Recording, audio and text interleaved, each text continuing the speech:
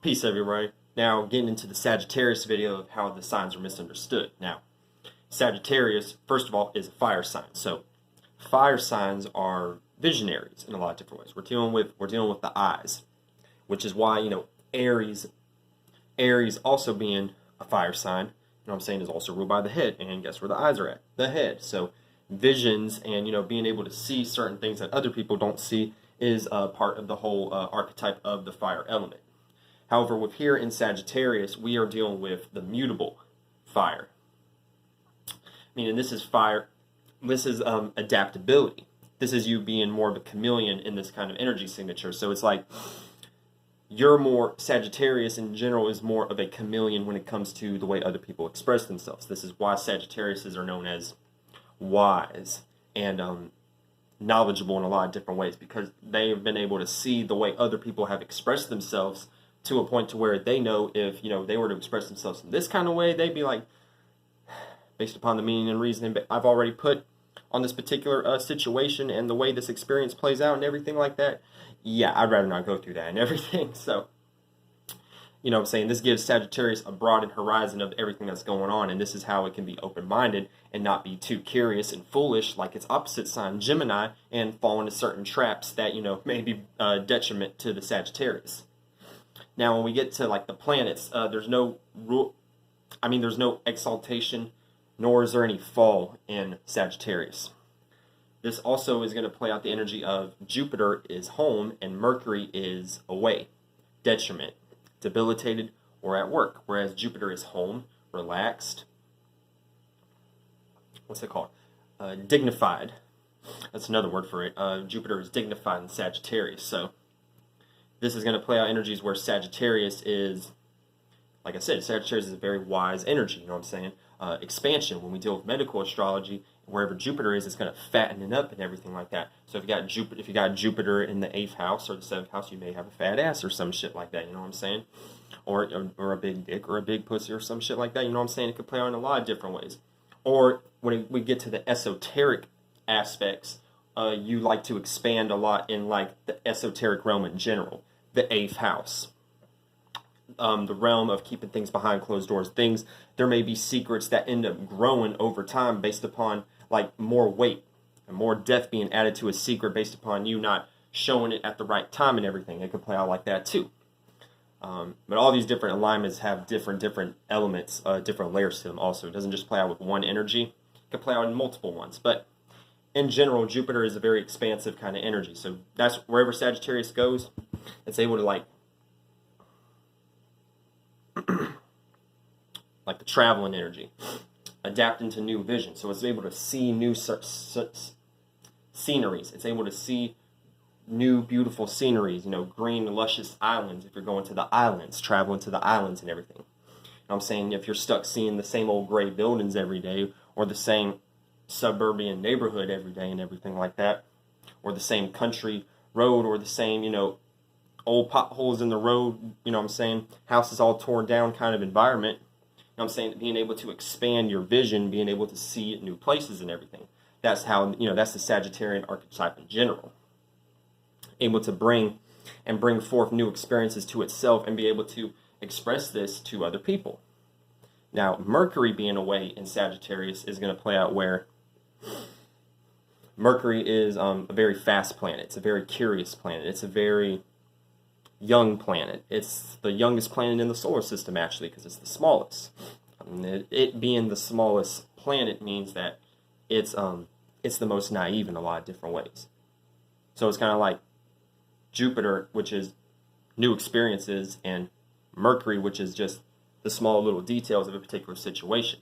So that's why Mercury doesn't do too well in Sagittarius, because sometimes Mercury it looks, when it's in that area, it's trying to look at the details of a certain experience or a certain, like if it's going to the islands to be able to expand its mind and everything like that. It may be too keen on the details of the different trees and everything like that. It's not really soaking in the environment, just like, wow, this is a beautiful scenery and everything, you know what I mean? Wow, this is something that I can like take back to home and cherish and everything. It's like you're being all Virgo based and you're like being all being all analytical and shit like that. You know what I'm saying? You're looking at the indentions of the certain leaves and everything like that, and then you're like you hardly was able to enjoy your experience, aka Jupiter experiences, and Sagittarius, which is the ninth house, which deals with experiences.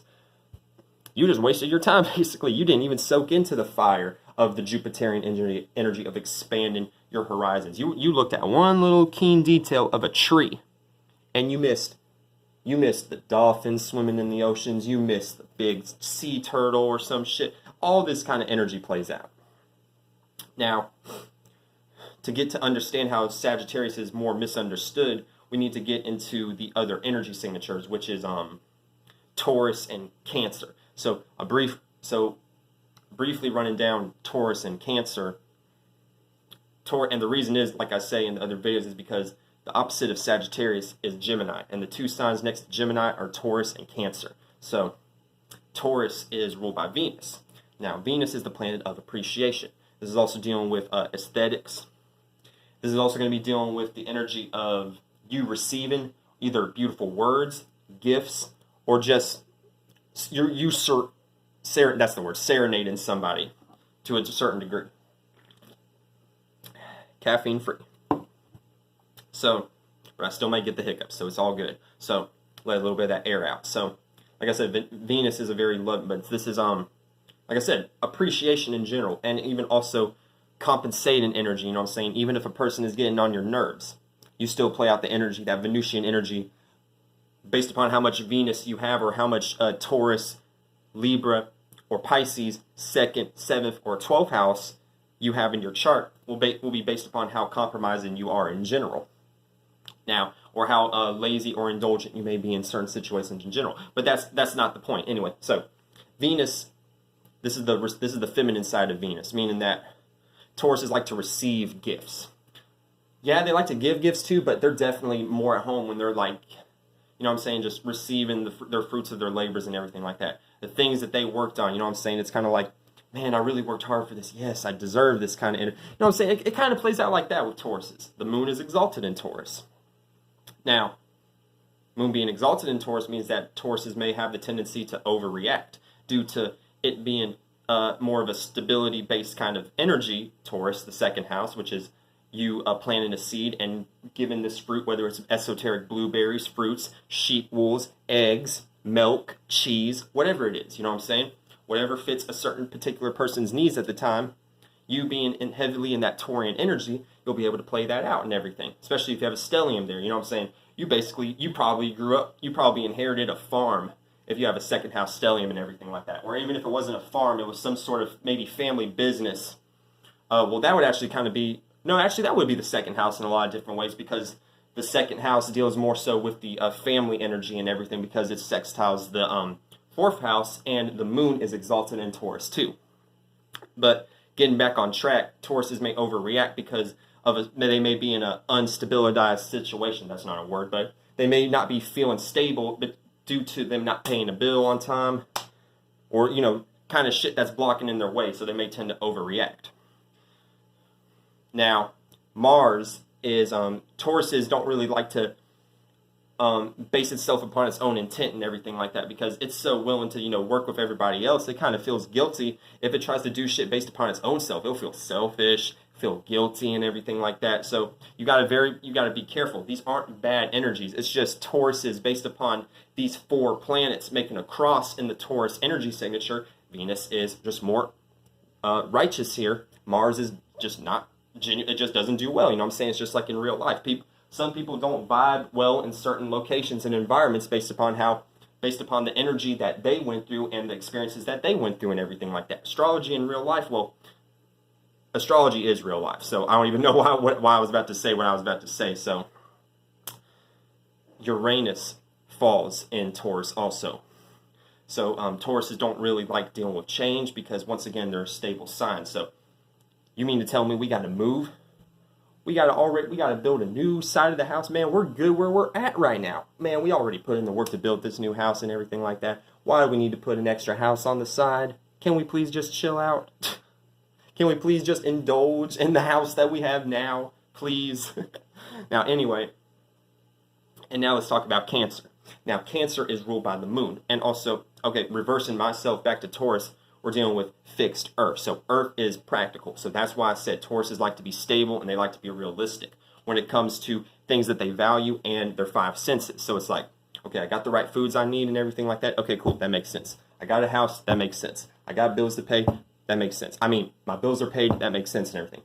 I got fruits to give to other people, that makes sense and everything. So that's how it can play out. So, and then fixed, that's what I'm saying. Like, okay, it's like it could play out stubborn energies, but more so the way to look at it is to be consistent. So it's like you're consistent on keeping things, you know, consistent with your garden, with the things that, you know, like paying bills on time and shit. You know what I'm saying? You're very founded in that energy. Now, getting into Cancer, water. Now we're dealing with emotions. Now we're dealing with vibrations. Now we're dealing with things that aren't seen but can be felt by other people based upon us having natural connections, based upon us having the connection of the collective consciousness being in this water bubble known as Gaia in it, and or Tiamat, or the earth, what you call it anyway. So the atmosphere is just a lower version of water. So, and it's so heavy and dense that we just float down to the bottom and we can't go all the way up. But another video and everything. So water,